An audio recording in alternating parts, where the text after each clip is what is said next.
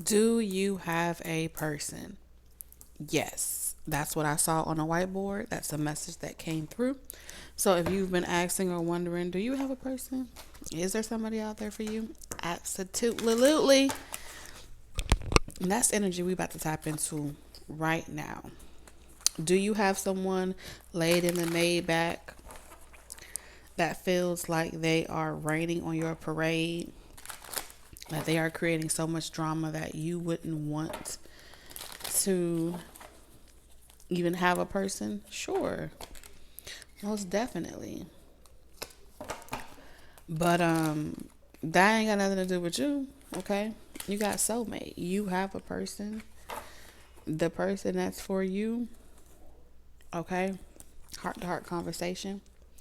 The bottom of the deck. All right, so what this is telling me is you have a soulmate that you know. And there's something that this person wants to talk to you about. They haven't told you yet, but they do plan on telling you. So let's see. Whoever this karmic is, they want you to focus on them. They want you to feel like, I'm never going to get past this situation. This person's always going to be an obstacle in my life. They're always going to be bad news. They're always going to be trying to take over my energy, project themselves into my energy by fixating and obsessing over me and all that other type of stuff. But let me tell you something. What spirit wants you to know today.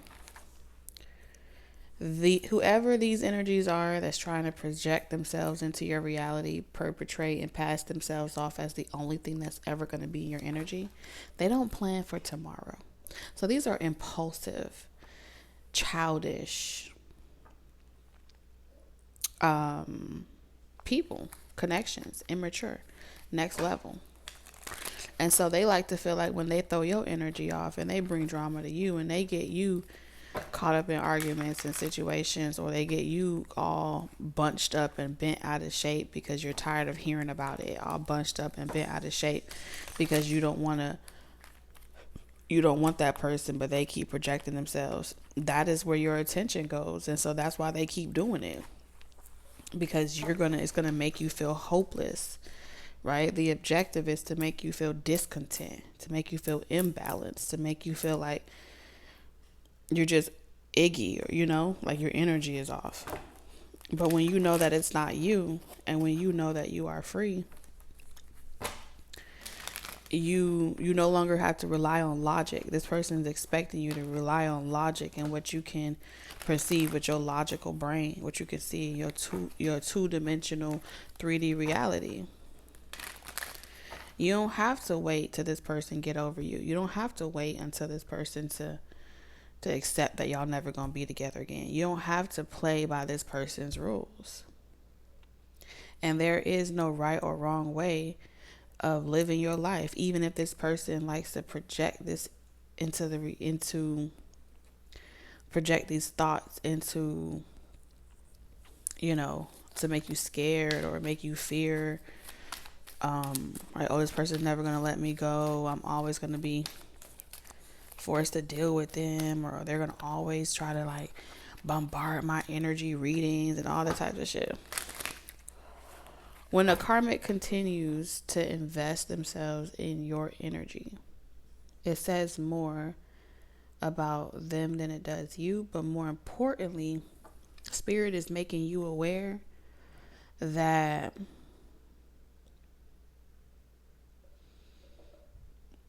you kind of let the karmic believe that their opinion matters more than your own. You let the karmic believe that their constant energy popping up in your energy readings or whatever is more, because it's aggravating to you. That's an opportunity to explore it, It's aggravating to you because you want them to stop. But what if you are the only person that can stop it? And I know you're thinking from a 3D perspective, how can I stop it? The only way I can stop it is if I tell on them, or if I get them locked up, or if I do this, or I argue back with them, or whatever. No. You continue living your life, and you trust and you have faith that anything that they do, the scales will balance, that whatever happens down the line, because they don't plan for the foreseeable future, the divine is already 10 steps ahead. So you don't have to worry about them trying some shit, because the divine be 10 steps ahead. And so because they know that the divine is always 10 steps ahead to their bullshit, and they don't know how to see out that far, they're only as good as your ability to keep trying, right? If you stop trying to live your life, if you stop trying to date, if you stop trying and you're trying to wait until the right time, it boosts their ego. It makes them feel like, yeah, see, I got you to stop going out, I got you to stop doing this, I got you to stop talking to each other. But when you defy gravity and you defy those odds and you do it anyway, and the connection between you and this person is thick as thieves, and y'all talk through anything, there is nothing that y'all karmics can do against y'all. It's only when y'all lack communication directly to each other that makes you lean to your own interpretation versus with each other or something like that. That's what Spirit trying to say. So, is it fair? No. Is it the end of the world? No. Can you do something differently? Can you move and shape and move differently? Absolutely. We have This Could Be the One. Oh my God. No one can block you. That's what Spirit's trying to teach you. Even if your haters are watching you, let them watch. Let them relish in hate. No one can block you because you've already met the romantic partner you seek. And so it's like, I don't have to hide. If God tells you to go outside, post this person, be with this person, live out loud and live in color, do that. What you hiding for? What you creating all these layers and sneaking and geeking and moving in such an inconspicuous way because the karma this and the karma that? Y'all collective, y'all are giving these karmics way too much power. Love yourself in reverse. Your self-respect makes you more romantically attractive.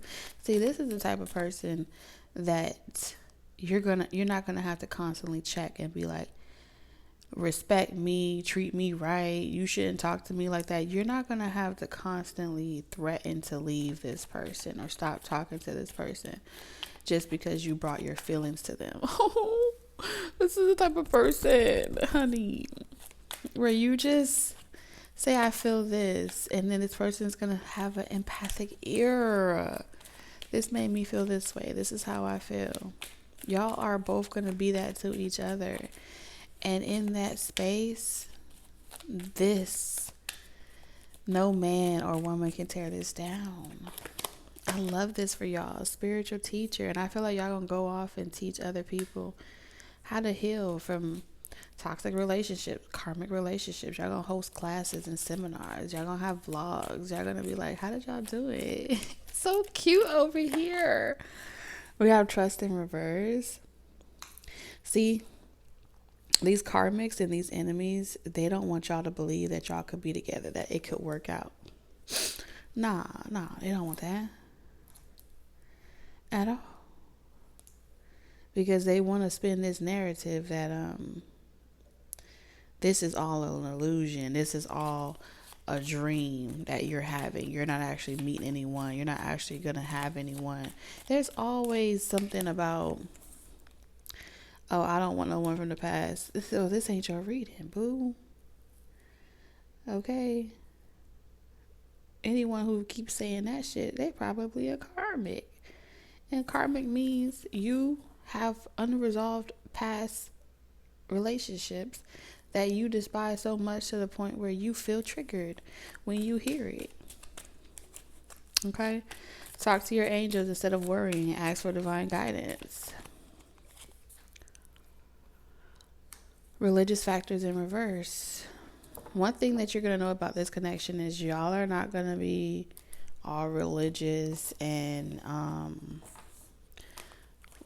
pretty much forcing each other to subscribe to belief systems. Even if y'all have different belief systems, y'all are not controlling over each other in that way.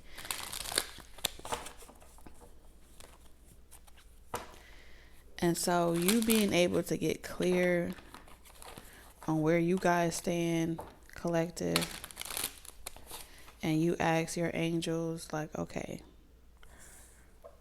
this isn't fair. It's not making sense. I don't know if I can get over this situation, but I want to get over this situation. I don't know what I should listen to. Well, this is where you ask your angels and you say, you get on your knees and you pray, or whatever, however you pray, whether it's a conversation with God, whether it's you writing about it, whether you're journaling about it, and you specifically ask, I no longer want to worry. I release worry and fear of whether or not this is something that will come through, or is going to come through, or will remain or will be here tomorrow. And whatever messages the divine has for me that will help guide me through these trenches, I receive it. I'm ready to receive it. And that's anytime your intuition starts feeling like it's failing you or it's faltering based off of the confusion of the energy. Because that's the only thing that the enemy can confuse is energy. To make you read into situations in particular ways, to make you question certain things a certain type of way. And that's because the universe is trying to tell you, I want you to talk to each other. I want you to say, hey, I feel this way about you. Hey, I felt this way during this conversation. This is where I'm at. Instead of coming to the energy, right? Because energy never dies, but energy can definitely be manipulated. You get what I'm saying? So when you understand that energy can be manipulated in the way where you don't know whether we're going up, left, right, down, or around the corner, this is where you ask God to intercede on your behalf to clear the smoke screens. And maybe God wants you to work more on the power of prayer, the power of asking for that, what it is that you want. It doesn't have to be a whole person. It doesn't have to be X, Y, Z. It can literally be a conversation of clarity. It can literally be something as simple as guidance in a situation. It's okay to ask. All right? You're not doomed to any fate unless you exercise your free will of not wanting to know. You can choose not to want to know. You can live in delusion. You can ignore the red flags. You could do a lot of different things. But when you're ready not to do those things, the divine will make space for that smoke, so where the smoke screens can be clear, and you and the only person that matters will be the only thing y'all see. Bars. So this person is going to come in having a heart-to-heart conversation with you. Now, the right person for you is going to hold space to talk about the things that concerns you. Coffee date, a conversation. I felt this way. They will say, I felt that way. But one thing you will not have to do with this person is constantly correct them on how to communicate, on how to speak to you. How can y'all have effective communication if y'all still trying to get someone to have common courtesy and respect for one another? That ain't gonna go very far. Whew. It seems like every time you and this person want to talk or want to clear things up, there'd be a lot of gossip and a lot of outside people that be trying to be nosy about who you talking to, what you dealing with. The manifestation of gossipers and naysayers it derives from a monitoring spirit that goes back and reports to someone. Okay, so gossipers, naysayers, and people that want to know what's going on in your life, they report to someone. And typically the people that they report to be the ones that are out to get you. Okay, collective? So when you see the manifestation of those gossipers, that spirit letting you know, I'm hiding in plain sight. That the only reason I'm hiding in plain sight that this is your person, I'm declaring that this is your person because it attracts so much gossipers and naysayers. People only hate on people that are doing something, people that are important. People only give so much attention to relationships that are meant to be together, that have a divine purpose together. Okay? And I'm not talking about the karmic ones where someone is like saying, well, that's not true because the ones that be having a lot of drama, they get a lot of clout too. And I don't want to be in those type of relationships. We're not even, as a collective, the fact that you would even associate yourself in the same context with a group of people that uses drama and media as a means or a tool for their own, for money, for fame, for clout. We're speaking on two different vibrations.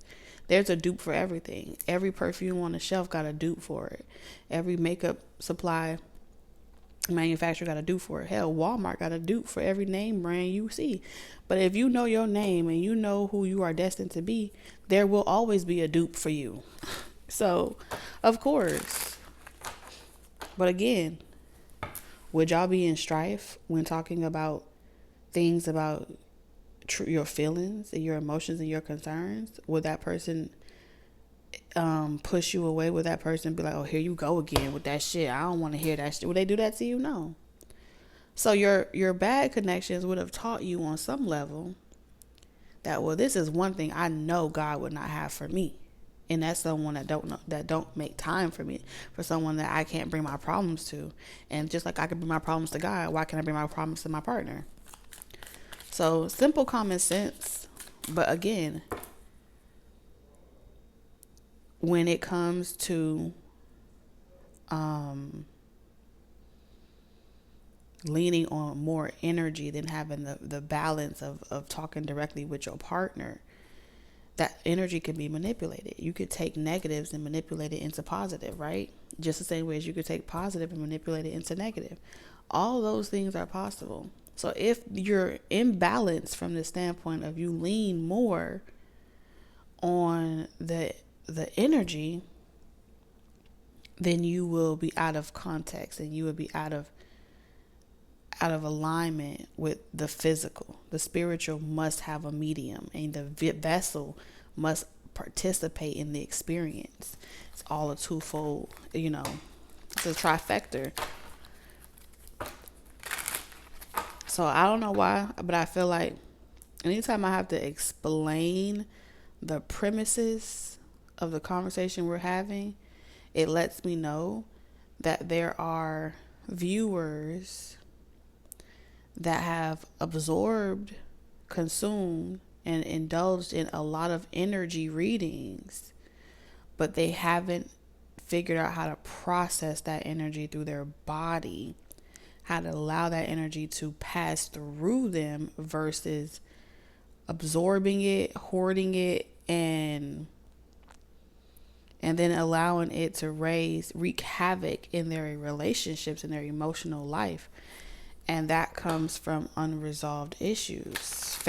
Having more fantasy than you have, there's got to be a balance, right? If you have a dream of you doing something, it's very real because there's a timeline where you're experiencing it. You don't know when it's going to happen, how it's going to happen, whatever, but the vision was given to you. So the vision is real. You don't have the 5D will always be real. In the 3D experience, that's where the works happen.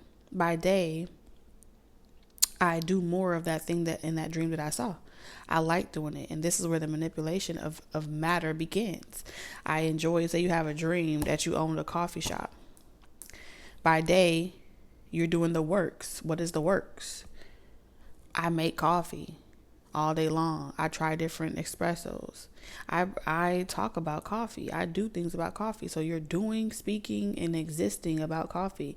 You don't have to pretend to be in alignment with that dream because you are it. You are waking up and you're living it every single day.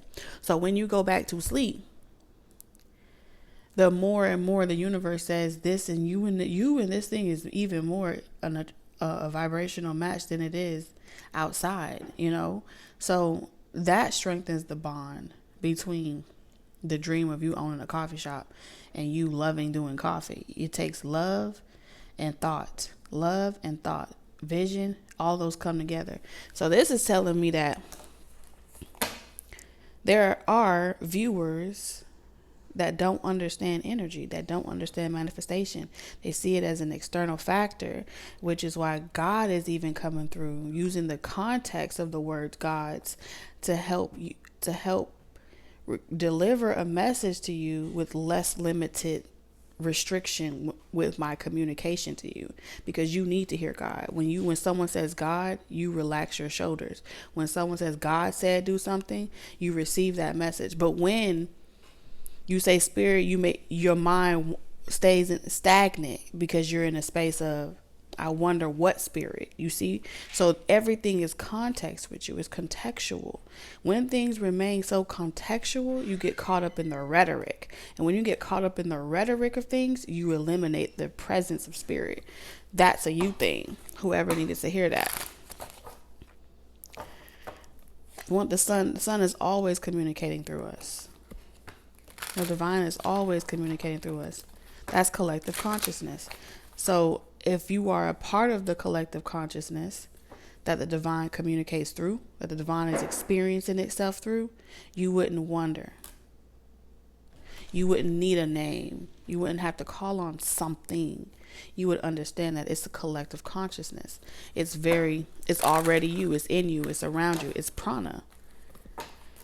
Consciousness is expression of everything. The air you breathe is an expression of consciousness. So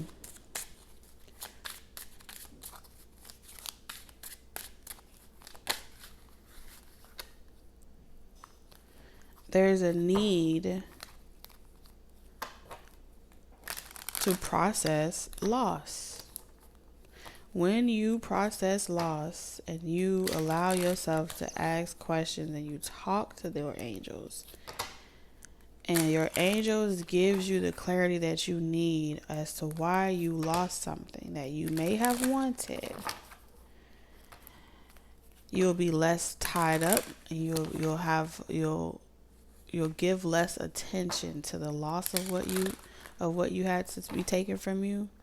And you'll start to see the purpose that unlocks your destiny. For whoever needed to hear that tidbit. Okay. This love connection, it cannot be bound. A divine union, to experience a love connection with another divine being, you cannot be bound. Hold on a second.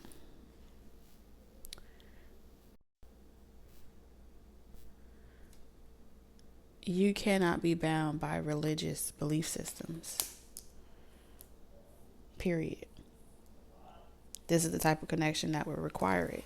I had to eliminate all of my limited belief systems so that way I could remove the smoke screens that would allow me to perceive these matters differently. Without it, you will fail in a divine union. It will come in and out of union, in and out of union, in and out of union. Page of Swords. So we have to become curious, right? Trust isn't in me as the reader or the next person as the reader. It's about you. Becoming curious. Inquisition. Page of Swords. Right? I'm curious about this topic. I feel drawn to it. I want to study it. I want to research about it. Not on why I have to study it or why I must research it, but curious in the context of it excites me. I wonder about this and I wonder about that. And so along the way, this is where your journey of self-discovery, where you investigate, you become like a national treasure, you don't have to be walking around debunking other people and trying to find the truth on who God is or none of that. Because again, if you're walking, you are a Christ consciousness expression. You feel me? So the question of who God is, why God is, and what God looked like, and if it's the right thing or not, is because you haven't accepted that you are God. You are the physical manifestation of an expression of Christ consciousness.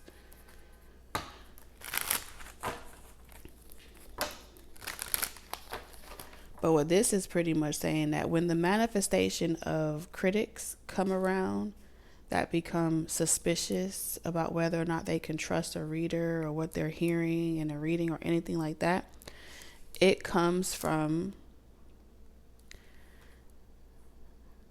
so much, again, it goes back to this, it comes from so much daydreaming and little to no works. Many dreams, but no manifestation of it. So what are you working on by day when you dream by night? What do you see in your dreams? Do you write them down? Do you become curious? Do you ask God to intercede on your life? Do you ask Spirit to intercede on your life? Now Spirit wants me to stop saying God. Okay, do you know how to allow the Spirit to move through you, to intercede on your life? Or are you going to ask what spirit? Whose spirit? What spirit? Who's coming from me? What's coming from me? There's too much fear present.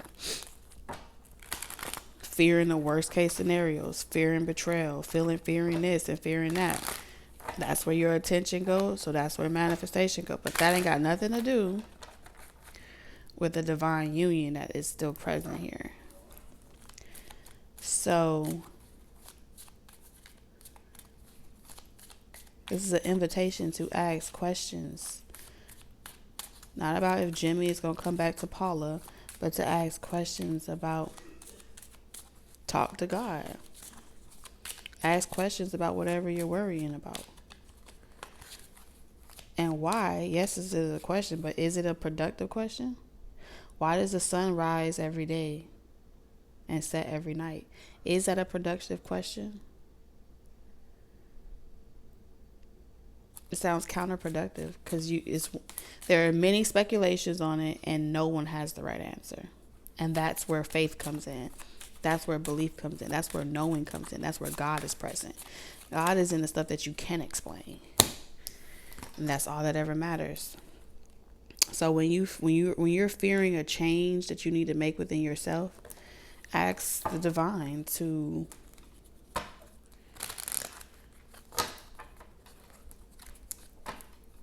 for guidance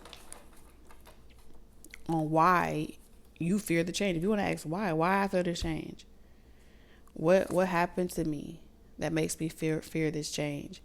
How can I shift this to? How can I work? It's all about you. Everyone kind of fakes it till they make it, until they get to a certain point, and then they embody it. And when you embody it and you become it, then you just give yourself permission to accept, this is who I am now. And you'll know it's who you are. You'll know it's time to change because you're no longer attracted to whatever you used to be attracted to, or you're no longer interested in the same topics. So therefore, instead of someone gossiping and y'all sitting around them trying to dissect on what changes you made on yourself, everyone can accept each other a lot easier. Page of Cups.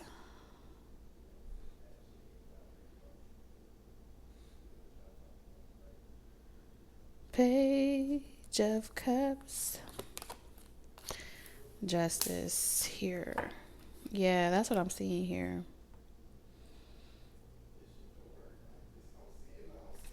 Because we have imagination with the Page of Cups.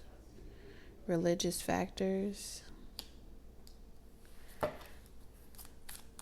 Justice. Now I'm seeing koi fish. I think that's koi fish, right? Looks like Finding Nemo. You gotta be like Dory. Every time I see this, it looks like a brain. You know what I'm saying?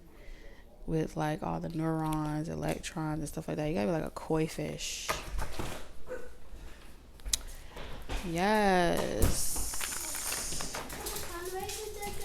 And what was it? Nemo wasn't afraid to leave the reef, the safety of his reef. And his dad was like the religious belief. No, don't do that. Don't do that. And Dory was like, just keep swimming. Just keep swimming. So it's like, this is the journey of remembering who you are. The journey between Dory and Nemo was about her remembering who she was. To everybody else, she was a wanderer, but she always believed that she was wandering with an intention of always knowing that she would be found. Well, I love it. Okay, 8 of Cups. Processing loss, disconnection, and there was a period of time where they disconnected. The father lost the son. There's a father and son dynamic. This is about relinquishing control. Some of y'all, you may have a father that feels that way about you, collective, where they feel like, oh, someone's manipulating you and luring you. You're releasing control. I think you need to watch Finding Nemo. There's some movies in Finding Nemo for you. I definitely feel a very familiar energy here. But I see the divine union also intertwined from a collective consciousness perspective. So, curious to see what happens next. Love you guys. Bye.